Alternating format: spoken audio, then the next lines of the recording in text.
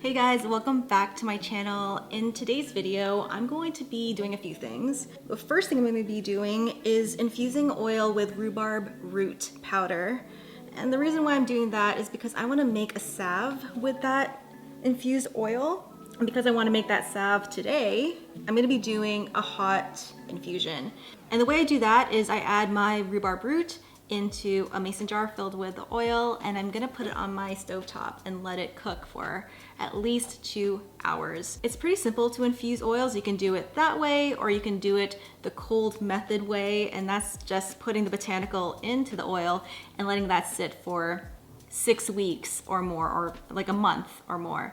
I'm impatient, so that's why we're gonna be doing it the hot way, but I do want to make a bunch of cold infusions because I've heard that that is probably the better way to do it, because you're putting not as much stress on that botanical and it can give the oil more of its properties rather than cooking it the way I'm doing. So why rhubarb powder? The reason why I got this ingredient in the first place was because I heard that it can dye soap naturally this really pretty red. So I definitely want to try that. But the more I looked into rhubarb, I went into this giant deep dive into all of the benefits that rhubarb root has, and I just couldn't resist making a bunch more things with it. So that's what I'm going to be doing in this video, and in the next videos for May, I'm going to be focusing on rhubarb root. I've been on such a botanical kick, and I feel like that kind of content is what really gets me and my viewers excited. So we're going to move into more of that moving forward. Oh my gosh, I've been so obsessed with salves. Ever since I made the first one with butterfly pea powder, I've just been on a salve kick, just making salves like crazy. I suffer from psoriasis and I get really dry patches of skin all over my body. And the salves have been really doing their magic in keeping those patches hydrated, because they can get super dry throughout the day. Let me show you an example. My skin here. See the dry patches? These would be flaky without that salve, which is awesome. My elbows are looking great. Overall, my psoriasis has started to really clear up, which is super exciting. And no, it's not because of my products that I make, but they definitely... I think my chips fell down in my pantry there. They do not cure my psoriasis, but oh my gosh, do they help so much with the dryness. I got this rhubarb root powder from Amazon, and the cool thing about it is that it is organic. It has a really musty smell. It kind of has a spicy smell to it. I don't know if this is picking up the color properly, but it's a brown, sandy, beigey, yellow color. So I can't believe this is going to dye soap a brilliant red. Well, we don't know yet. I haven't tried it yet, but that's definitely going to be a thing in May that I'm going to try. April was so busy, and I said that I was going to be caught up in May, but I still feel like I'm scrambling a little bit. Things have been a little crazy around here, haven't they, Gibson? Haven't they? To begin, I'm going to make a hot oil infusion using the organic rhubarb root powder and sunflower oil. Normally I would reach for olive oil for this, but the prices of olive oil have gone through the roof, and I found that hyaluronic sunflower oil is just as nice at the fraction of the cost. I'm using a 16-ounce mason jar for this, and I like them because they are sturdy, can withstand heat, and are just a solid choice for storing the oil afterwards as well. Let's get into rhubarb root and why it's actually amazing for your skin. Rhubarb root, being used medicinally, has its roots all the way back in ancient China, where it was highly prized for its anti-inflammatory and antibacterial properties. Much later did we discover that rhubarb root is full of vitamins your skin loves, including vitamins A and C, calcium, and magnesium.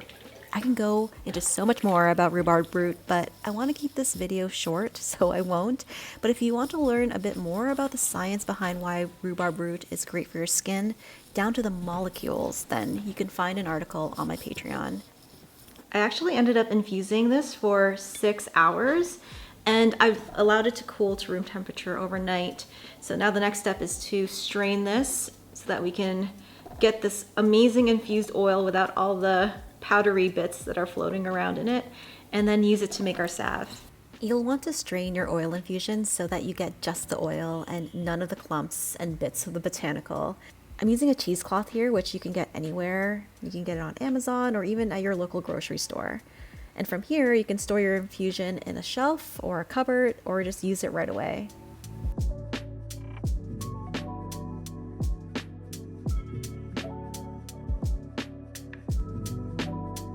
So here is the strained infusion, and this is hyalaic sunflower oil. The original sunflower oil was very clear and a light yellow, and it's interesting how much darker this oil is now that's been infused with rhubarb root.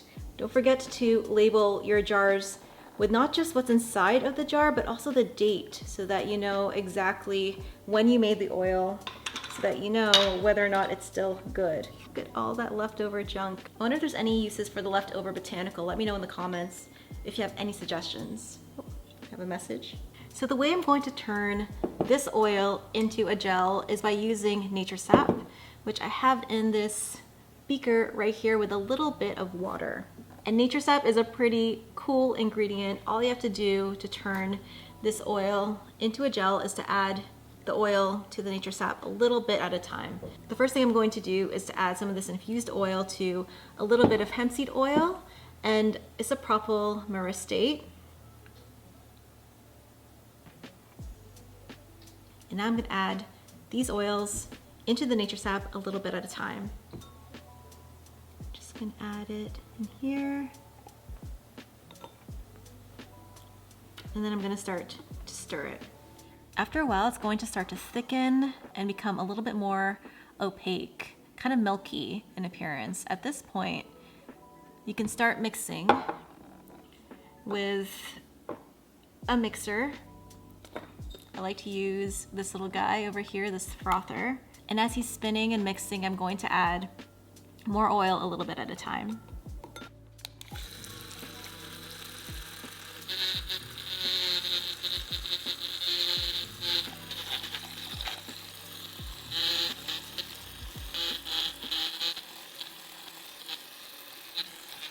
Here's our progress so far.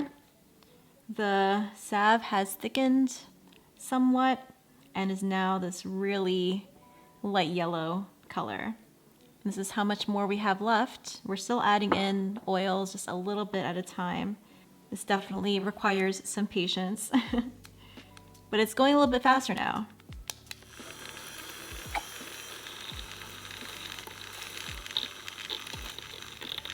And after you've added all of your oil, this is what you get. A thick and luxurious looking oily gel.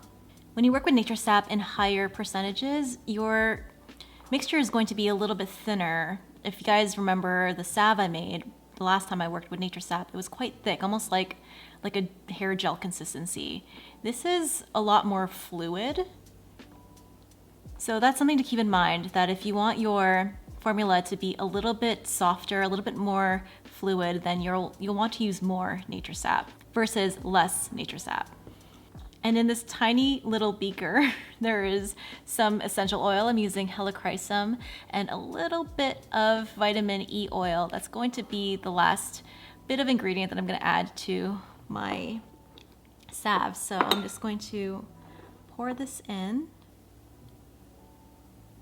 I'm going to stir it to incorporate. I'm going to incorporate that essential oil into my salve. And when I first smelled helichrysum, I wasn't the biggest fan, but it's kind of grown on me.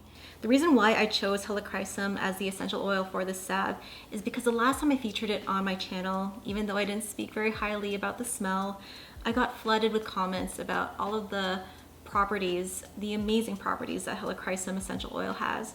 So I just wanted to try it out, and it's definitely growing on me. Can you see how luxurious and thick the salve is? It's absolutely gorgeous. I'm going to put it in this 4-ounce jar so that I can use it and then demo it for you guys. This is supposed to be a thinner version of an oily gel you can make with nature sap, but it's still pretty thick. Still very gel-like in consistency. It's kind of like honey. No, not even honey. It's a little bit more solid than honey. This salve looks like gold, like liquid gold. It's amazing. I also wanted to try a little bit of distilled water in this formula so that I can get a bit of a smoother, faster absorbing feel with this. And I did find that when I was mixing the oil into the nature sap, it took quite a bit longer for the oily gel to form. It was pretty liquid for a long time. And when you're mixing for as long as I was, because I'm not using one of those electric lotion mixers, it can feel a little discouraging not seeing the gel form for a bit. And I was down to my last few grams of oil and it was still nowhere near this consistency. It was down to the last 2 pipettes of oil before it started to firm up. So I'm really glad that it did, because for a while there I was kind of doubting if it was going to come together. Here's a closer look at that final consistency. If you've been looking for this consistency in your products, then nature sap is definitely an ingredient you should reach for. There are some limitations. This doesn't work well with surfactants, so it's hard to get this kind of a texture with a surfactant type of product that's really bubbly or with a lot of lather. But when it comes to things like a face cleanser or a balm or a salve, then this is excellent. Even hair care products like conditioners or hair masks. Take a look at what nature sap has to offer when you're thinking about formulating your products. So here's a quick demo. I'm gonna use it on a few of my psoriasis patches. Applies really nicely. If I just rub it in, it glides over the skin. And because I used a little bit of water and because I used a little bit of IPM, this is absorbing right into my skin, leaving it feeling hydrated but not greasy at all. And that is exactly what I was looking for. My other salve that I made with the butterfly pea flower powder was a little too greasy and heavy feeling for my liking, so I wanted to try a lighter version, and I think I hit it out of the ballpark with this one. Oh, and it smells so earthy with that helichrysum, which it's definitely growing on me. I'm liking it more and more. Liquid gold, am I right? Beautiful. If you guys are interested in making this rhubarb root salve, along with instructions on how to do a hot oil infusion, you can find that on my Patreon, which is linked down below. And speaking of my Patreon, thank you to everyone who chooses to support me on there, especially these guys, my bubble BFFs. Your generosity means the world to me. And on that Patreon is not just this one recipe, there's over 100 recipes of other skincare products, soaps, bath bombs, lotions, you name it, that's all on there. There's also support from me where you can get direct answers from me, guaranteed, if you have any questions about any of this. And not just making, there's also questions that I get about soap businesses and social media and making videos. I've gotten so many different questions, and guess what? I'm happy to answer them all because I appreciate your support so much. And something new that I'm going to be doing for the $10 tier is doing a deep dive on the ingredients that I'm highlighting for each month. So for the month of May, I'm highlighting rhubarb root powder and also rhubarb root extract. The solubility, the applications, the compounds and molecules inside of the ingredient itself that gives this ingredient such amazing properties. I go into all of that, and I think as formulators, it's so important to understand all of the ingredients that we use for our products so that you can be confident in formulating these products, and also, if you want to, selling those products yourself. It really helps to make the formulation process intentional, and it gives you the confidence that you need to talk about your product to customers that will help them decide whether or not they want to buy it in the first place. But that is the video for today. I hope you enjoyed, and until the next video, keep smiling, keep being awesome, and I will see you in that next video. Bye guys.